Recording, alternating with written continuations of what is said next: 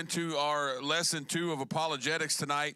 And so before we jump into lesson 2, I'm going to just talk a little bit, real quick recap lesson number 1 and how we talked about there had to be absolute truth. And this is a question that very often gets debated in our culture, especially among people who believe themselves to be higher thinkers. And I say believe themselves to be higher thinkers because as we discussed last week, the method for scientific understanding or for scientific truth is it generally goes this way, and it's a circle. Okay, so you have a theory, all right, and then from that theory you develop a hypothesis. All right, somebody tell me what a hypothesis is. An educational guess. All right, I have a theory, and so last week I used the Kleenex box. Connor, throw up that Kleenex box as an example. And so this is pretty much how, thank you, one-handed catch right there, how gravity was discovered when they said what goes up must come down. And so the scientific hypothesis was, hey, there's something holding us to the earth. And so as we're going to talk about a little bit about today as we get in lesson 2 is this thing of gravity as we talk about. And while the reality of gravity is real, there's really no in-depth true understanding of gravity other than it just holds us here, okay? So here's the hypothesis. I believe, all right, that there's something holding us to the ground. So I have a theory that something holding us to the ground. I'm going to have an educated guess and hypothesis says if I drop this Kleenex box, it's going to hit the ground. If my theory and my hypothesis is true, this is what's going to happen. Hey, I believe it. Hey, this is great. Now, here's the thing with scientific evidence. It has to be repeatable, or I can't just do it once. It has to be repeatable. But then, if somebody comes along hundreds of years or even thousands of years later and says, I'm going to test Wes's theory of gravity by using this Kleenex box, and scientist Michael comes along and says, I'm going to test his scientific theory or his hypothesis, so he takes the Kleenex box, can he repeat the same thing? The answer is yes, okay? This is how scientific theory, hypothesis is supposed to help us develop and determine facts, okay, and truths. That's correct. All right? Now, here's the thing. We used to have this phrase called trust the science. It's still around, but it doesn't mean what we think it means. That's right, okay? Because now people are taking this Kleenex box, and just as Grayson just said, we're going to use him now since he said it, he drops it and he goes, that hurts my feelings. Right. My inner child or my inner whatever decides this is not the way I want life to be, so I'm going to choose to believe that it does not exist. Yes, Okay. Or they'll redefine one of the words within the title of the experiment, right? Yes. So I'm going to drop this Kleenex box, right? And then they'll say, well, we're going to redefine the word drop to mean to be let go of in any direction. And so when you drop it, you can say, well, it went up, it went sideways, it went left, right, it went 360 degrees. And so that's another way that they manipulate the scientific, manipulate things. That's right. Yeah. Okay. So again, the reason this is so important, the reason we start with absolute truth is everyone needs to understand that's here tonight, or if they're watching online, or watching back later. Okay, I don't claim to be a scientist. I love apologetics. I studied it in college. It fascinated me. I followed it. I continue to read books about it. I know. And then when Michael approached me, a few months ago, last year, whenever, and said, "Man, I just come across apologetics. You ever heard of it?" I'm like, "No, tell me about it." And I saw his excitement. I'm like, all right, when we teach this again, we're going to do it together. But the reason absolute truth is so important, and we talk about this, and we're going to bring it up every single lesson, is because what you have to understand about truth is not, it should not be subject to your feelings. Okay? So there's truths that are going to be hard to hear, and there's truths that are reality. And just because Grayson doesn't want to hear the truth, it does not mean that what we're saying isn't the truth. Okay? So when we back this up scientifically, when we back this up with evidence, and we make our arguments over these next several weeks as we're going through this, understand we're giving you evidence that supports our truth. Okay? If something contradicts our truth, we don't turn a blind eye from it. We don't walk away from it. We say, where does the evidence lead? And that's what we're going to stand on. The other side of the coin is, I'm using Grayson because he spoke up, is Grayson has my feelings hurt, so therefore I'm not going to believe this truth.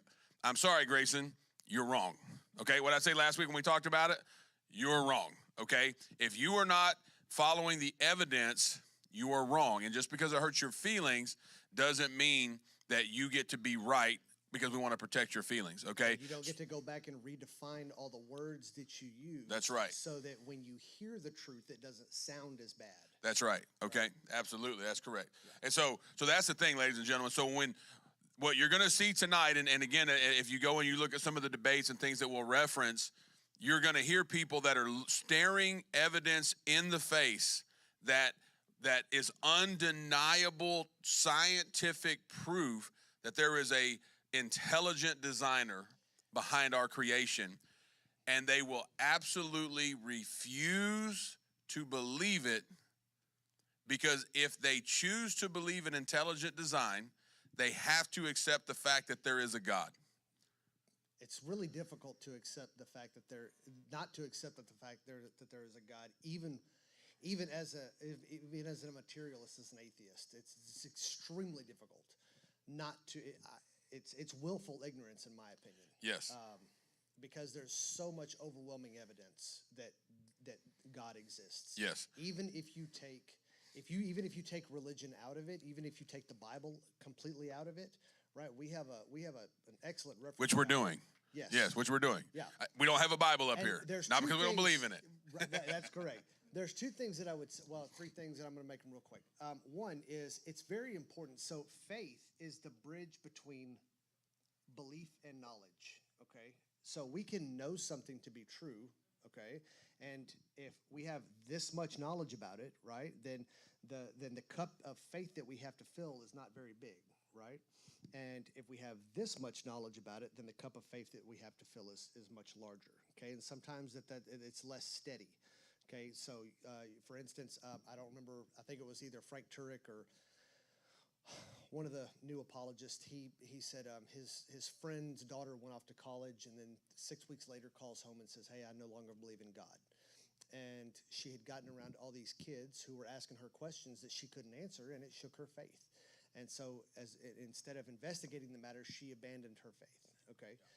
So it's very important that you at least have the knowledge base, right, for some of the goofy questions and things that are out there, okay? Wes referenced trust the science, right? This is a big thing. If you're a Christian and you don't believe in science, well, that's ridiculous, okay? First of all, science. We don't believe in God. We only believe in science. Yeah, science is not something to believe in. It's something that you do, okay? So it's ridiculous to say that you don't believe in science, okay? Mm-hmm. Now, here's the problem with what people say when they say you don't believe in science or whatever, okay? Science should leave room for the possibility that God exists, okay? Because science should never come to a final conclusion, okay? Science is this test repeated, these results.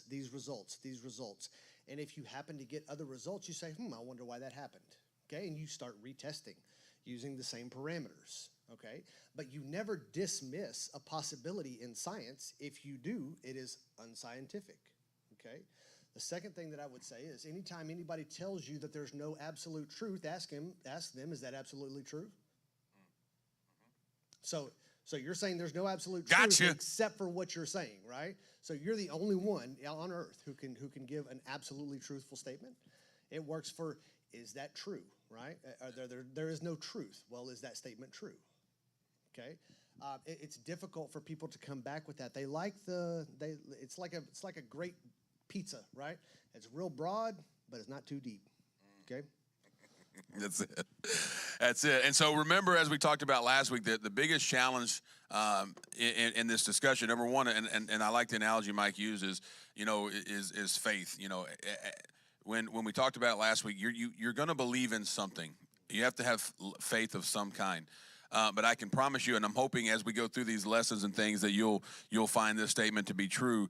It takes way more faith and a much fuller cup of faith to believe in evolution, atheism, there is no God. You know, you got to believe a lot of things, okay, that are not scientific. You've got to believe a lot of things, okay? Whereas as Christians, we believe God created. We believe intelligent design. We can show that in the science, as we're going to show tonight, okay? So our level of faith is much smaller. So let's jump into it, all right? Let's jump into it. So tonight we're going to talk about the beginning, okay? And so there's two main philosophies, two main schools of thought in this, around this, all right?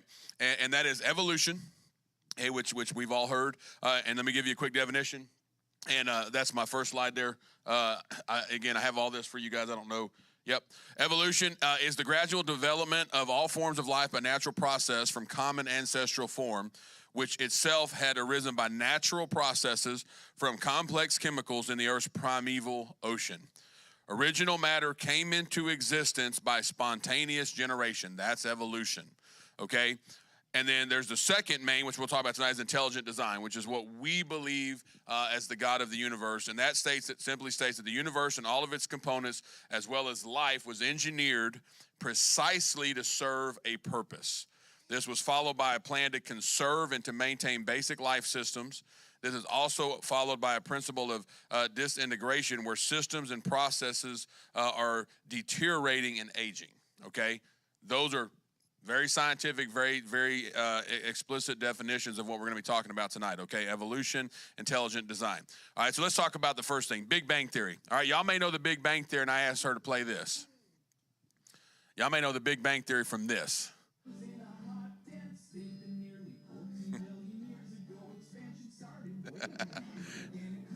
Y'all follow now? Y'all watch the Big Bang Theory? Yeah? Some of you know what I'm talking about? Every bunch of people shaking their head? Okay. Well, good. Y'all homeschooled or what? Y'all, okay. There it is. All right, thank you, Braylon. Appreciate it. Nobody knows. All right, I thought that would be a bigger hit. All right, that was a bigger show than that. We're doing our jobs as parents. That's it. Yeah, very good. I've not seen that show. Yeah, Little Sheldon. Yeah, all of that. Okay, all right. Anyway, so there's the Big Bang Theory. The Big Bang Theory states that 15 billion years ago, again, this number keeps changing as we're going to talk about. So before we keep going on this, it says, this reads, the Big Bang Theory states that 15 billion years ago, there was an explosion of a cosmic egg, okay? I'll explain that in a second. Inside which was all the matter needed to create all the universe and all the life. From this phenomenon, the planets began their rotations around the sun. After billions of years, the planets began to cool and solidify, becoming the universe as we know it. Okay, so in the vast expanse of nothingness that is space, which is expanding, so nothingness is getting bigger, okay? That's, have an atheist explain that, okay?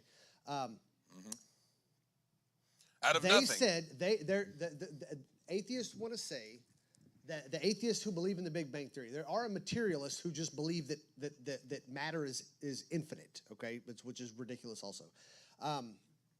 No scientific fact. What do you mean by ridiculous? Well, I'll explain it in a minute. Hang on.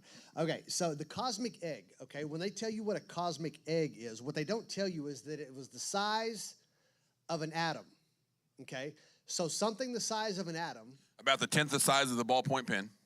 Okay. Yep, there you go. Can't see it. All right. Can't see it. But something the size of an atom, two somethings the size of an atom. Okay. There was nothing except these two things. That somehow there was no gravity, there was no time, there was no matter, there was no nothing except for these two specks of everything, right? And they somehow began to accelerate to the speed of light, okay, and then hit one another, all right? Two atoms collided. How far is space? How big is space? How big is space? We don't know. We have no idea. We don't know. Massive, okay? But atheists want us to believe that two atoms accelerated to the speed of light and somehow met in a head-on collision. That takes Where was the traffic whole lot of faith. Yeah. That takes a whole lot of faith. That's right. The other thing is that this 15 billion years, as far as the Big Bang Theory is concerned, doesn't necessarily have to have been 15 billion years ago. There are people who are putting a number on it. Yep. Okay. The one thing that unifies the Big Bang Theory is that everything came into existence all at once. That's right. Time, space, and matter. Okay. Those are the tenets of the Big Bang Theory. Yep. Okay. That's right. The scientific argument behind this is the Big Bang. So when the Big Bang Theory first came out, it was like, hey, we got the Christians now.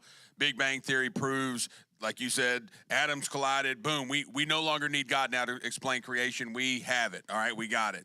And so again, the science starts. As we're going to look at tonight, start looking at it. And so, okay, there's a science called the law of causality that basically says nothing comes. We've never seen something come from nothing.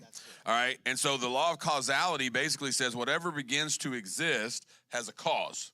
There's a reason why it exists. Okay. Except for the appendix, which we're still working on. But other than that, okay. And mayonnaise. Yeah. Bro, mayonnaise exists for sandwiches. No. I'm just telling you right now. Negative. And hot dogs sometimes. And pickled beets. Nah, I can go there with that. You know what I'm saying? I just can't I'm hang just with saying. it. I don't know. We're gonna get sidetracked on this, got but no. anyway, all right. Let's. Okay, all right. look. So the argument against creation again is God. That's what we were saying a minute ago.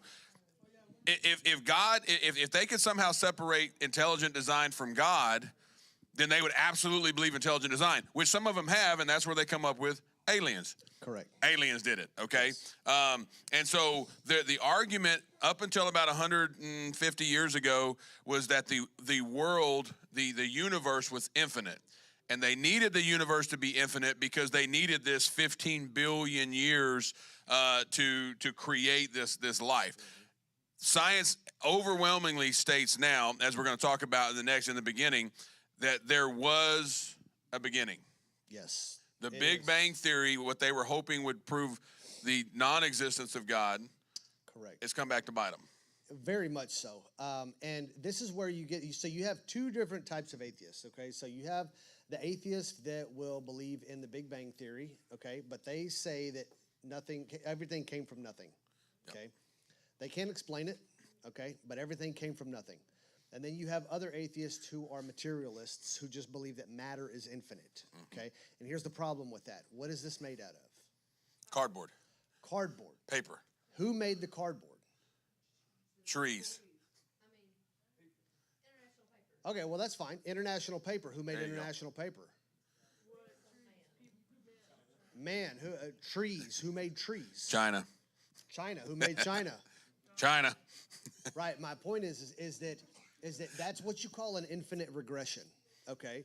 Is because who made this? And then you go back and, well, if this made this, then what made this, okay? And, well, what made this? And what made this? And what made this? And when you have matter, okay, when you have matter, that's the infinite regression that you get into as a materialist to say, well, matter was just always here. Well, that doesn't make any sense. We've never seen that before. That's right. We've never seen matter just not come from something. Right. We know matter comes from somewhere. Yeah. Okay. And something comes from something. Something comes from something. We've never seen it come from nothing. Exactly. We've never observed it. Exactly. How'd these socks get on the floor? They came from somewhere. If God is made of matter, okay, then how is he going to create matter? If God is affected by time, how did he create time? Okay, so the God that we serve is timeless, spaceless, and immaterial. Okay, does that make sense? I'm beginning to understand. Okay. Yeah. So here's some of the arguments that a lot of the leading atheists. So Quentin Smith, a known atheist, said the most reasonable belief is that we came from nothing, as Mike was saying, by nothing and for nothing. There's no reason. That's comforting, isn't it? Yeah. We came from nothing. We are here for nothing. And we were made by nothing. Yes. Isn't that comforting? That's very comforting. Doesn't that makes me feel so good about it? What is the purpose of existence? Why even try and find purpose in your life? We exist to pay taxes, the government says. Apparently. So again, the argument here, ladies and gentlemen, is that we're here. They cannot explain or play the skeptic and say, you came from nothing, because they have to explain how we're sitting here today, how we're communicating, how things are working, and they have to understand it and explain the intricate details of the eyes, the ears, the DNA, the brains, which we're going to get into next week. Again, it's not infinite. The science says we came from a beginning, and so we believe that beginning was spoken into existence by God. Correct. Now, we have scientific evidence to back up the intelligent design phenomenon. All right, so let's talk about where's the proof showing that there was a beginning. All right, let's say, so geology. All right. Now, while there's no specific date, again, a lot of times the atheists, The evolutionists they range. Some say millions of years, and now they're like, well, it could be billions of years. Well, now it could be trillion. Why? We have to have enough time to go by for this, nothing Right. to become something. Correct. Yeah. And so on that note, I want to explain something here real quick. If you delve into apologetics at all, or somebody who, just wants to have this conversation, you're going to hear a term called the God of the gaps, okay? And basically, God of the gaps is what the label that the atheist has given to the Christian who uses the argument that I can't explain it, so it must have been God. Yep. Okay? Now, I'm not saying there's anything wrong with that, okay? I'm just explaining to you that if you're having a discussion with an atheist, they're going to call you out. If you say, well, I can't explain it, so it must have been God, they're going to say, oh, well, you're using the God of the gaps argument, okay?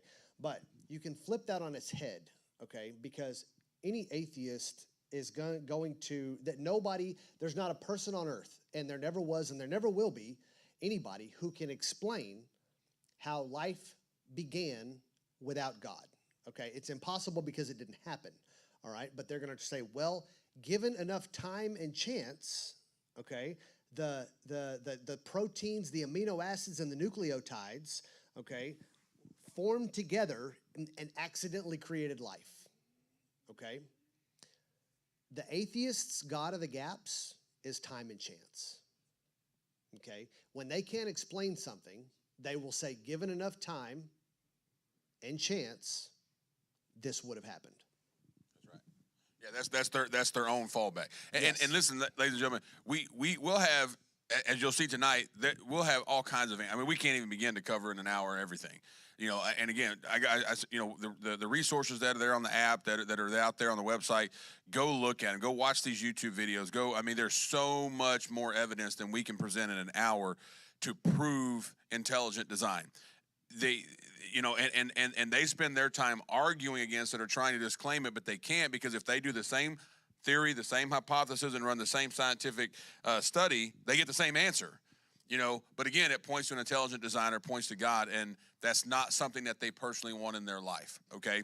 And so that's the biggest thing. So when we're talking about the beginning, okay, in geology, when they run these scenarios, and again, they have so many, and I mean, you can see as behind me the gaps that they come up with: 6 million years, 14, 20 million years, 6 to 12 billion years old. At the end of the day, the timing of it doesn't matter, because as Mike said, they're trying to say enough time, enough chance, so on. But what they can't argue is that the universe had a beginning.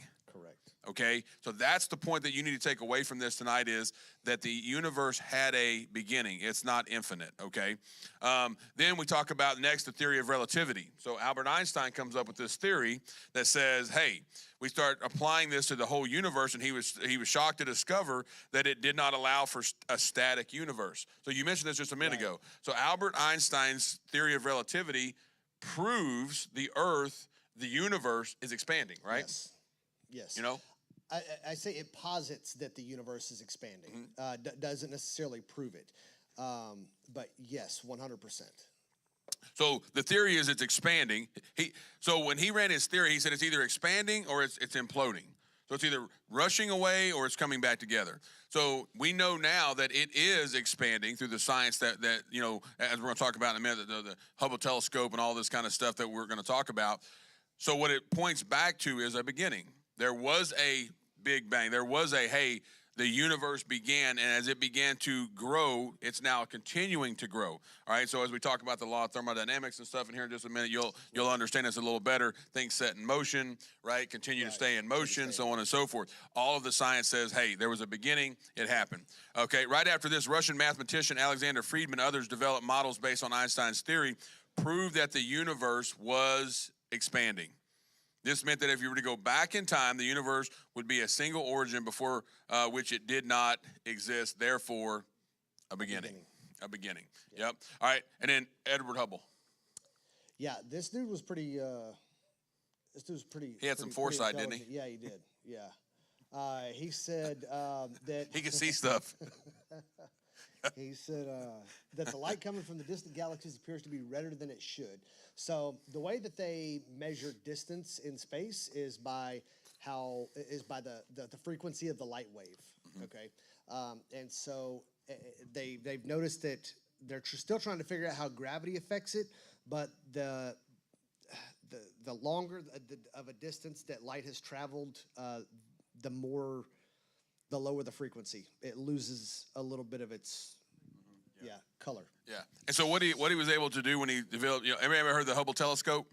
Okay, this is him, Edwin Hubble. All right. So Hubble telescope. So I'm making a dad joke about he can see stuff. All right. Y'all catch up. All right.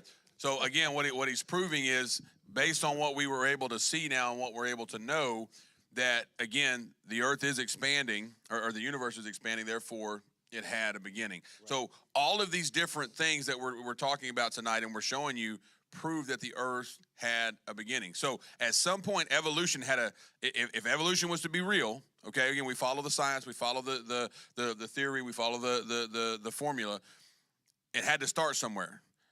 So the argument for us is if there was a beginning, then that means that evolution is on a time clock. So I didn't put it in here because there's a lot of time that can go into it. If you start going back through the known, science and the writings and all that kind of stuff, we've never witnessed it. We've never seen it. Right. So how much time and chance is needed? They say infinite, man. Like, give it enough time, give it enough chance. And we're saying you don't have infinite time because we had a beginning. That's correct. And so somebody said the chances. Okay, so right now there are scientists who are trying to put together the amino acids in a chain, right? That are the beginning of life. Okay, and you need just you're jumping ahead to next week. But go ahead. Okay, I'm sorry. No. Well, you need just miles of these nucleotide chains. Okay, miles. All right. And they're trying to engineer this in labs, and they're going, "Oh, hey, look, this could have happened." And we're going, "No, it couldn't. It's not. It couldn't have happened. You're in a lab under certain conditions, and you're helping the process." Yeah. Okay. You're not letting natural selection take its place. No, none whatsoever. You're intelligently designing the situation. 100%. You're intelligently designing something. So somebody said, "Okay, well, what are the chances that these amino acids could form on their own?" And it was put that if you were to fill the state of Texas 3 feet deep with silver dollars and put 1 penny somewhere in the state of Texas, and then you dropped somebody in a random location, blindfolded, they walked over and they picked up the penny on the first try. Mm-hmm. Okay? Those are the same chances as it would be for time and chance and to allow for one. Yeah. And again, what he's talking about is for one living molecule to come into play. Correct. One. That's the chances of it. And even still, you think about things like this. Everybody knows what the survival instinct is, right? What is the survival instinct? What's that? We need to live within realm of a Walmart. Yes. Sort of. The will to survive, right? Why do you have, what is the fight or flight mechanism? Okay. That is the will to survive. Okay. That is the self-preservation. Okay. So where did that come from? Where did instinct come from? That's what I'm saying. I'm not asking you the question. I'm posing the question to the audience. Just in general, where did the instinct to stay alive come from? If we came from nothing, for nothing, and by nothing, right? Why do we have a will to live? Why do we have a survival instinct? Why is self-preservation something that's important? Why is family something that's important? Why are you protective of your children? Why are you protective of your parents or your siblings or your loved ones? Why is that instinct built into you if you came from nothing? Who put it there? Who told you other people were important? Right? Does that make sense? That's it. So I'm going to go through these next three because, again, like I said, there's a bunch. I've got a few listed here. All right. So the temperature of the universe, real quick. Temperature of the universe. They said if the Big Bang was really to happen, that the temperature of the universe should just be a few degrees above absolute zero. So sure enough, 1965, two scientists found out, hey, here it is. and that's the temperature of the universe. They nailed it. All right, the Earth is aging. We know this. All right, and will eventually, if continue, will run out of natural resources. Now, unlike what what's his face said, Clinton's vice president, whatever that knucklehead was. Yeah, Al Gore. Thank you. It didn't happen in 10 years. But anyway, so you guys don't have to worry about that fake news. Anyway, the last origin of light elements. Okay, as Michael explained earlier. You know, all of these different elements that take place would not exist in time and chance, okay? So therefore, there was a beginning. So all of that, in summary, in the beginning, if we were to hear a loud bang, you would ask me, what was that? Y'all ever been at home and heard something loud, and you're like, what was that, right? Last night, we were... My wife asked that question. All the time. Asked that question. She's the one. Did you hear that? Go check it out. Go get the kids. Where the kids at? Go get them. That's it. Yeah. So if you live in a house with kids and you hear a big bang, you don't go, something just happened and it was nothing from nothing by nothing. No, one of them kids did it. Well, I just figure if I don't hear a scream afterwards, then I'm okay. That's it. But if we accepted that as the answer, how foolish would we look? We heard it. It's there. It wasn't nothing for nothing because of nothing. Somebody caused it to happen. And so based on the evidence that we're talking about, the universe had a beginning, and therefore it supports the scientific, the science supports intelligent design. Okay? Correct. And again, just to reiterate this, science should never say something is not possible. Science should only say we've never seen that result. That's right. Okay, we haven't seen that yet. All right. So now next, universe as a whole, and so this is something that Mike was just talking about. If it was by nothing for nothing, because we have there's no cause, then explain the food, explain the energy. Why is it here? Explain like how the earth naturally takes rainfall and all the stuff that happens, filters it. You can dig a well and have clean drinking water. I mean, this is all part of the things that would have had to have evolved on their own as well. Not just humans, right? But the plants to sustain human life. Yeah. Okay. The systems for producing food, energy, disposing. So everybody knows, I don't know if you know this, but I think everybody knows that where rain comes from, right? Where does rain come from? Well, yes, it comes from the clouds, but water evaporates from the heat, when the sun hits the earth, water evaporates. Yeah, if you're taking notes, there's going to be a test later. We don't get salt rain, okay? So water from the ocean evaporates, raises into the air, collects as moisture, okay? Travels over the land, okay? And then disperses the water that was in the ocean onto the land. That's where you get your rain from, okay? And so, everything on earth is made for human consumption, except for stuff from China. That's right. So the point here is when we talk about these systems that the earth, you see it, and they say, well, it's naturally occurring. Well, yeah, it's naturally occurring, but it was almost if it was by nothing, for nothing, correct, from nothing.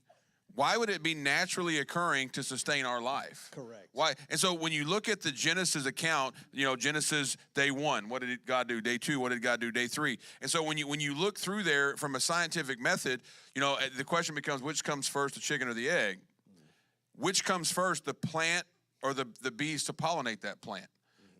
Which comes first?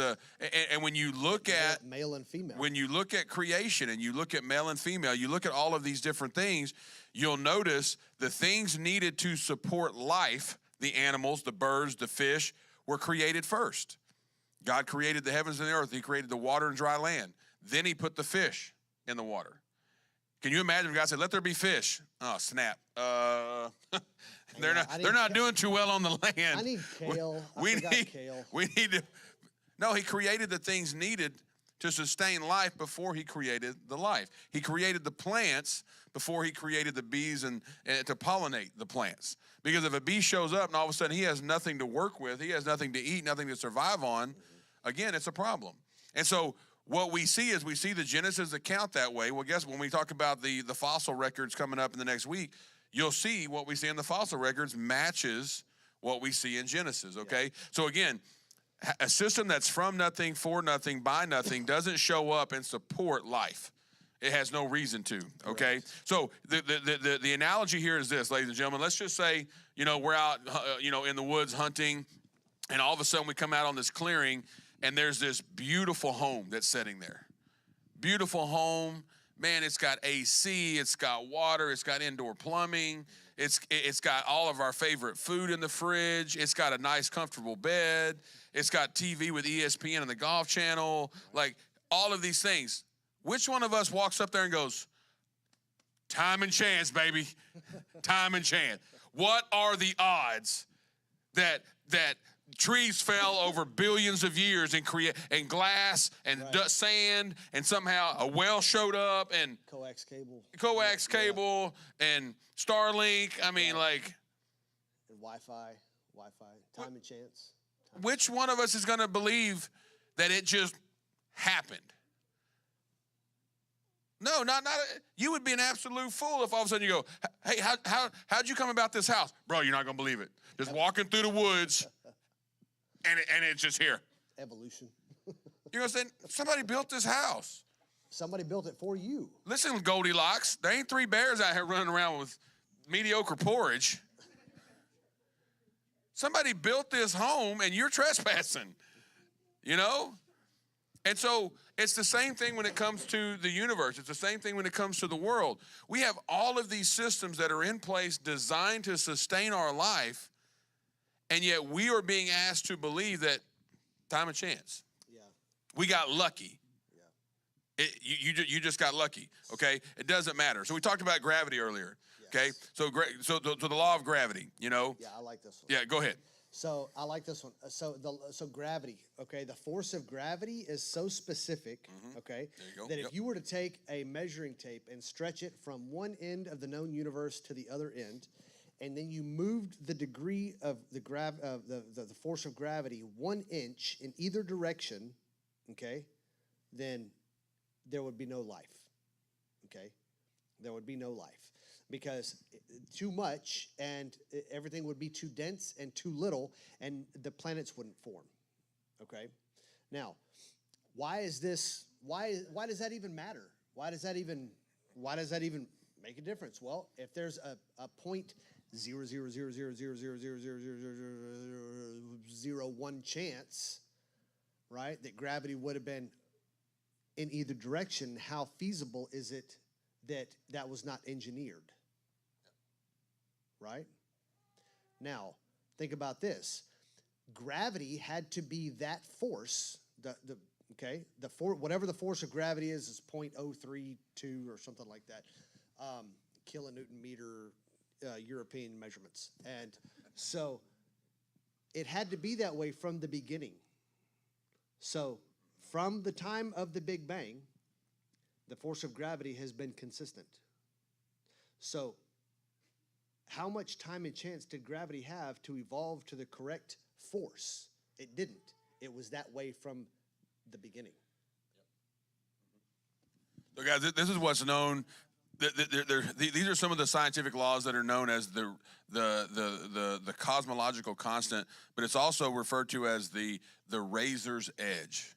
Yes. Of the universe. Yeah. Like the Earth, and listen to what Michael's saying here when he's talking about engineering. Okay, when people look at the Earth, just as the example we gave with some coming across the house in the woods, you come to the immediate conclusion: this was created. This wasn't by chance. This wasn't like this was created for a purpose, for a reason.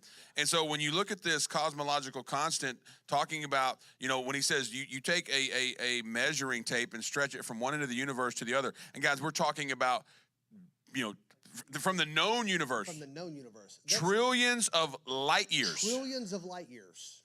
Trillions. And we're talking about the axis of gravity being set at such a precise location that if it moved an inch either way, life cannot be sustained. Not at all. Okay? Couldn't do it. It's widely regarded as the biggest problem facing the 100%. the atheists today. And so Discovery Magazine said this: the universe is unlikely, very unlikely, deeply, shockingly unlikely. Deeply and shockingly unlikely. That's it. So. And so there was your number there. Yeah, Go so ahead. I was a little bit off when I read my number earlier. Fine-tuning of the universe has been estimated to be at least in part, or at least one part in 100,000 billion, million, billion, trillion. In other words, 10 followed by 53 zeros. Come on, bank account. Okay. Come on, lottery. 10 followed by 53 zeros. That's one in that many, whatever, gazillion. I'm just going to use gazillion, right? And because there are over 100 things. So there's a book called This Universe. I'm going to find it. Anyway, point is what it talks about is the fine-tuning of the universe. It's not just the force of gravity, okay? It's not just the force of gravity. It's 100 other things that are so precise that if you were to alter it in the most minute fashion, Temperature's one. Yep. no life would exist. No, nothing would exist. Yeah. Planets. And so guys, understanding all these laws that we're talking about right now, this razor's edge we're discussing, when you look at the universe, you look at the intricate detail in which it was engineered, which it was designed. Which model, evolution or intelligent design, which one does it fit? Which is the better fit here? I mean, nobody walks in and goes, oh, man, this building just happened to be here. Oh, this stage just happened to be here. Is there anything about DNA in here? That's next week. Is it? Okay. Yeah, you're good. All right. And so for instance, next week we're gonna have a little fun with with some different things. But I started to put the picture that Lexi drew up here tonight, and say who walking in here just believed by time and chance this picture made its way up here. No, you're immediately going to say, I know who drew that picture, and somebody moved it up there. The first question is, who moved it? Right. Okay. So as we go through this, it's very evident that intelligent design is the leading factor here. Okay. So evolution. Here's again, as we've been talking about all night, their biggest hurdle here, all right, is trying to convince somebody that something came from nothing. Well, okay. So what they have, they like to throw up a lot of glitter and sparkle and say, look over here, and this it's awesome. It could have happened, right? So what they're trying to do is they're trying to make life out of organic chemistry. Okay, so they're trying to break these things down and go backwards, okay, to engineer life. All right. Mm-hmm. Now, so you're gonna finish this, but I'm gonna go to the next slide because this is the next slide. Ready? Here's the thing: it can't come from nothing. All right. The first law we need to look at: nothing can come from nothing. We've never seen it happen. All the tests that have ever been conducted, no one has ever been able to produce something from nothing. No one. Now, the Miller experiment, which is what Michael's now talking about. Yeah. Go ahead. So they're trying. Okay, so I'll read this here. It says Stanley Miller conducted an experiment in which he was trying to recreate the primordial ooze from which we allegedly came. Out of this experiment, he was able to create amino acids, which are the building blocks of life. Winner! However, upon further study, it was proven that the model that he created was actually nothing like the original primitive Earth. Snap. Also, upon further testing, the amino acids that were created actually ended up being formaldehyde and cyanide. These compounds are not even allowed in most labs because they kill proteins in embryos. When formaldehyde and cyanide mix, you have embalming fluid. Most scientists now ignore the Miller experiment and write it off as insignificant data. They are...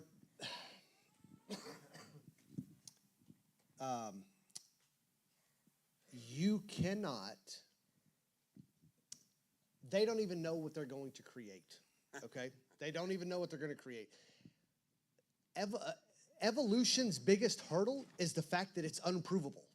Nobody has ever seen it in action, okay? You have something called selective... memory. Well, yeah, selective memory. But so let's say that you have options within the DNA of a certain species, okay? So dogs can have long tails and long ears and short and fat and ugly and cute and all that other kind of stuff. So thing is that the only proof, the only visible proof of evolution is from this.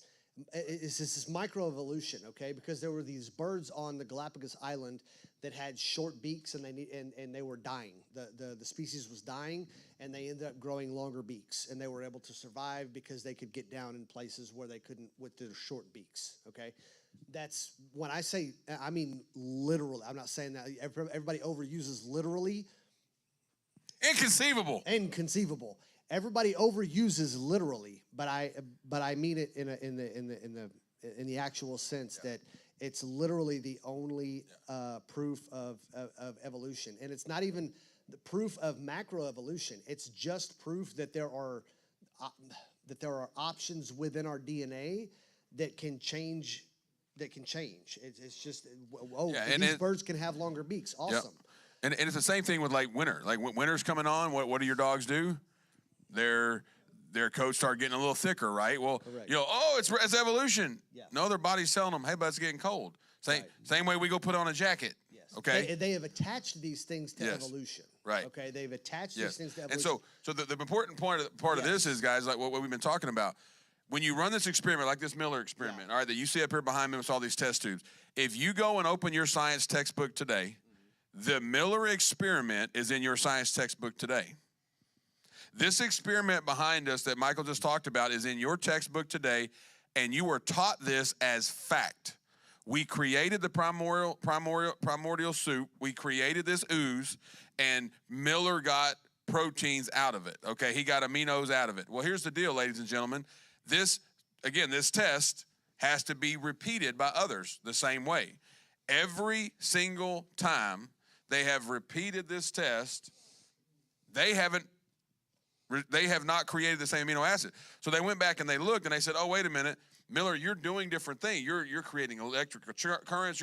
You're intelligently designing this to do something. So that's how you were able to create this amino acid. However, what you created was cyanide, formaldehyde, right, embalming fluid. Didn't create life. You didn't create life. You create the thing that kills life.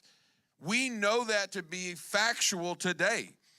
We know it. As we're going to talk about when we get into evolution and next week with the bones and the monkeys, you go to the museum. You see the cavemen in the museum. They're in every museum in the world. Right. We know absolutely beyond a doubt that it's false. And we're going to show you that next week in the pictures. We're going to show you what they found and then show you what they made out of it, okay? We know it's false. But yet they still teach it as fact today because they do not want to believe in God.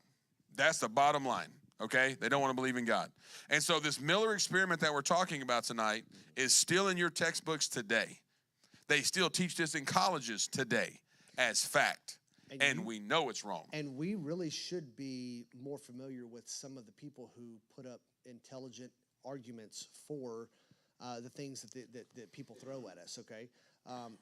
There's a book out there called A Fortunate Universe, and that's all about the fine-tuning of the universe, okay? There's a gentleman out there, his name is Stephen C. Meyer. He's really good. His books are extremely dense, but he's a Christian scientist. Tough on the eyes. He's a Christian, 100%. He's a Christian scientist who's No, I didn't call him ugly. I'm saying it's hard to read the book. Like you said dense. I'm saying it's tough on the eyes. And it is. It took me a long time to get through the book he did on DNA. Yeah. But you have Jason Lisle is another one. Jason Lisle is another Christian scientist. This dude's really good.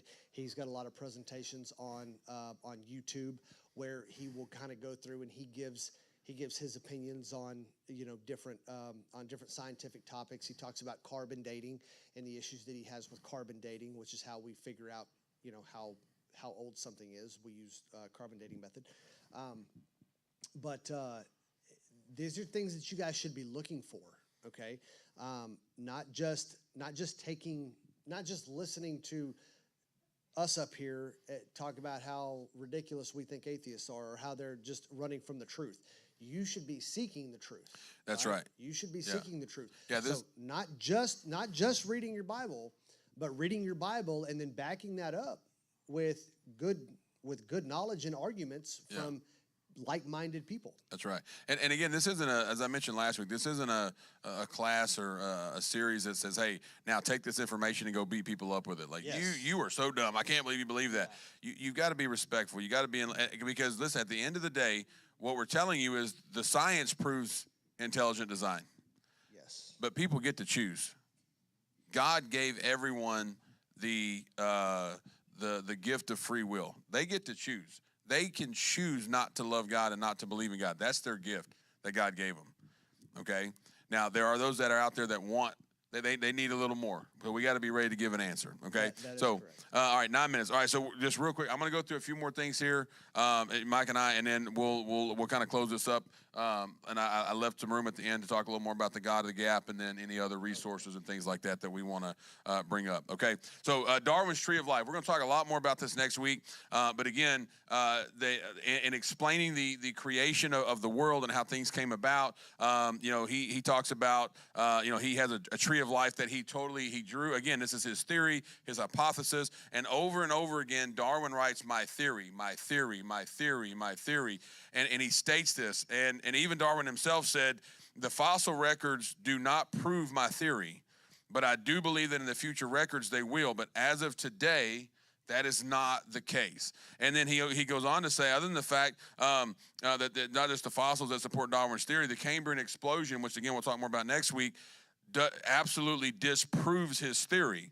And so scientists know the Cambrian explosion disproves his theory, but yet it's still taught today in schools as so. Haeckel's embryos, which again, I'm just going to throw it up here. You guys can see it back behind me. He used this as an example of, hey, this is evolution. All right. And so it looked great. Again, it to me, it makes a better argument for intelligent design because just like when we look at wings and we look at, different things, hands, feet, in monkeys and humans, and they go, look, it's similar. And I'm like, if it's not broke, don't fix it. And God's like, yeah, I like that.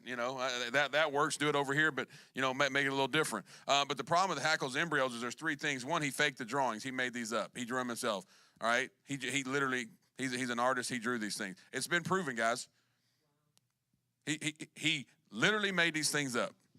And then he handpicked certain things, like I'm going to make it at this level. All right, and then third, he claimed that his embryos were based on the earliest stages of life, which we know they weren't.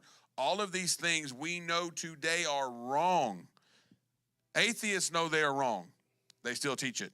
We have. Okay. There's never been a single. There's also been never been a single observed instance of anything. You have complex life. You have single-celled organisms that we call bacteria. Right. And then you have Complex life. Mm-hmm. There are no two-celled organisms. There's no three-celled organisms. There's no four-celled organisms. There are single-celled organisms and then complex life. So how do we get? So if we came from bacteria in the ocean, how did we get to where we should be seeing? We should still be seeing evolution in process. That's right. And we don't. Yeah. Okay, and so that's more on the Cambrian explosion, like going from those single cell to the multi, and it points to intelligent design. Right. Yeah. So scientific laws. All right. So the first law of thermodynamics. The first law states that matter cannot create itself. This is a scientific law. Life cannot happen without life. Period. It's never been observed. This is a law of science. It's a fact. Okay, now again, if it's ever disproved and says, oh, look, hey, we've seen something that just showed up from nothing, they'll change this law. But as of right now, this is the law of science, whether it's me, you, whether it's Richard Dawkins, whether it's any of these great atheists. Look, these people are brilliantly minded. Don't get me wrong. These people are brilliant, okay? They're good at math. Okay? I'm saying good at math. I can't speak to their philosophical aptitude, okay? What do you think we are doing?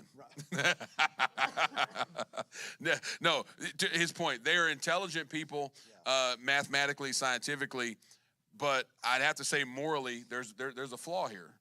Because with the science staring them in the face, they choose not to believe. They do. Do we have anything on morals? No, that's later. So right now what we're covering is the physical, and then we're going to talk about the moral. All right, so then the second law of thermodynamics, if you want to take that one. Yeah, so this law states that every system left to itself will move from order to disorder, not from chaos to order. okay? It will go from order to disorder. It would be the same if a machine is turned on, left on, and then never serviced. Eventually, it's going to break down and quit working. Yep. So we have the second law of thermodynamics, okay? So how did we go from nothingness, or atheists like to say that maybe nothingness is unstable, so you would call that chaos, right? Disorder. That's good. So it exploded into everything and then came into order. Yeah. So it was backwards. Yeah.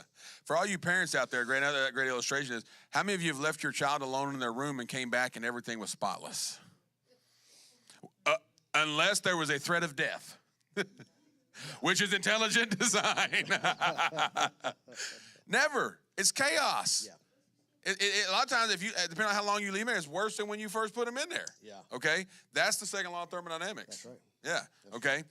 Next is the complexity, and Michael's kind of already covered, so I'm not going to spend a lot of time here, but it's about the complex organism. It's about, we have, miles and miles of DNA and all this other stuff. It's so complex. We haven't even talked about DNA. We're talking about larger pieces right now. Yes. And so to break it down into simple, like a mousetrap has 5 pieces. And we're going to show you some video next week. It's super cool about the machines that are inside your body working. Machines. I said machines. Yes. The Matrix, baby. Engines, You know what I'm talking about? That's right. Motors. Yes. Cranes. Yes. Little Inside construction your workers, body. They're going like this. That are making it work. All right. So the thing about that is like a mousetrap. All right. Mousetrap is very simple. It's 5 working parts.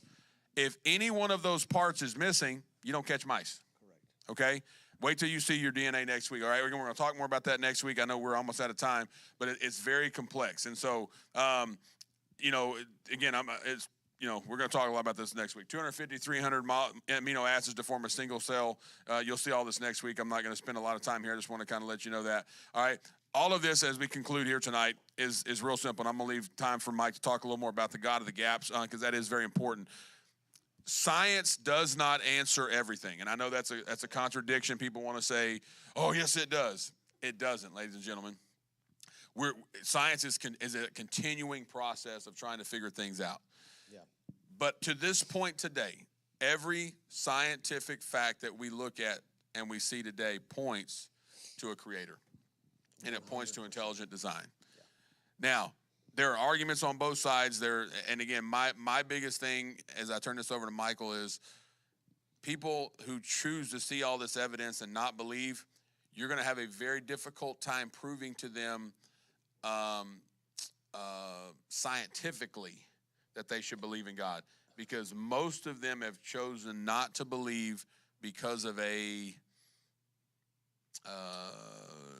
something it's more of a moral, more of a I think it's a fear. It's something there that they're like, I even though my mind tells me, hey, it's okay to believe in God, Right.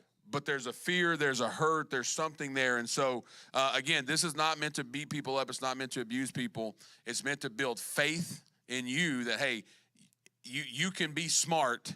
Don't think, oh, you got to be so dumb to believe in God. Oh, no. The intelligence is on my side, sir. Yes. The facts are on my side. But, again, we're not beating people up with this, but we want to have confidence in our faith that God, the intelligent design and the science points to intelligent design and belief in God. Okay, now and this is where I want to give Mike some time here, where we can't come up with it, because, again, without faith it's impossible to please God. There's going to be a faith question here, okay? And so this is where the God of the gaps comes in. Yes. Yeah, and that they say, well, you just say, well, God did it, Yeah. God did. And again, there's a counter. There's a mirror to that for the atheist, and it's time and chance. Yeah. It's okay not to have all the answers. Yeah. Okay. But from what we do know, from everything that we do know, time and chance is not as good as an explanation as intelligent design, as God created. Yes. Okay. There is, and the things that we're talking about, it's not for you to take to other people. It's so that when other people come to you and say, hey, what about this? You have an answer for them. Okay. Because truthfully, here's the thing. Don't get into complex conversations like this with people for the most part, because they don't want to change their mind. Okay, they're not talking to you so that they can learn. They're talking to you so that they can change your mind. Because people love being proved wrong. They do. love it. Yeah. And one of the biggest things, one of the best ways to end a conversation that you don't think is going to be productive is to ask somebody, if Christianity were true, would you become a Christian? It's a difficult question for a lot of people to answer. And most of the time, and not most of the time, a lot of the time, the answer is no. Because atheism, okay, and atheism starts out that man is good, okay, and they don't want to have to face themselves, okay? They don't want to have to face their faults. They don't want to be called to the carpet for their sin, okay? Christianity starts out that man is not good. Man is of a fallen nature. Only with God, only through Christ can we be good, okay? And people don't want to face that, all right? So I would say save some time. Ask them if they want to be a Christian, if it's true, and then you can attack one thing at a time. Don't let them overwhelm you, okay? Just, if you don't have the answer, let's go to the next one, you know? And that's good, because here's the thing. I mean, I watch a lot of YouTube videos on this subject. I watch a lot of people speak, some of the people you talked about, and I love listening to them. They speak science. I don't speak science. And so even when they're talking about like the laws of thermodynamics and the laws of, physics and Newton and all of this other stuff, I grasp a piece of it. But then these people, I mean, like if you watch some of these folks you mentioned earlier, debate Hawkins and debate, Richard Dawkins. Dawkins and Hawkins, and they kind of have similar names. Yeah. They almost sound like skateboarders, Hawk. Yeah, I was like, get them on a skateboard and see what happens. Anyway, I mean, it gets deep quick. So that's what I mean, it can get deep quick. But the thing for me is I can rest confidently in knowing that the science is there to prove what we believe. And I don't have to step back from anybody and say, and again, as I said last week, even if I can't explain it as well as they can, all right, Maxwell, these other ones that you mentioned earlier, and Lee Strobel, and they've dedicated their entire lives to it, doesn't mean that it's still not the truth. Okay, doesn't mean it's still not the truth. And so don't be afraid. Somebody ask you a question like, man, I don't really know. Say, hey, man, we can look that up. Let's get back together for coffee. I'm gonna go do some research. I'll come back to you. But these are high-level bullet points to increase your faith, build your faith, and so that you can have a stronger walk with God. And even if you're not up to date on the latest or the best arguments or whatever, right? Yeah. One of the things that we should be cultivating as parents is not just, obviously we want our kids to be in church and with a good group of kids, right? But we should be talking to our kids about these things if the kids have questions. We want to be able to discuss this, especially with our youth, because the closer you get to high school, the closer you get to college, there's not a lot of colleges out there that are just trying to teach God in their curriculum. Okay, it's quite the opposite. Okay, and so we want to cultivate a relationship with the kids so that they will call us and say, hey, I had a question.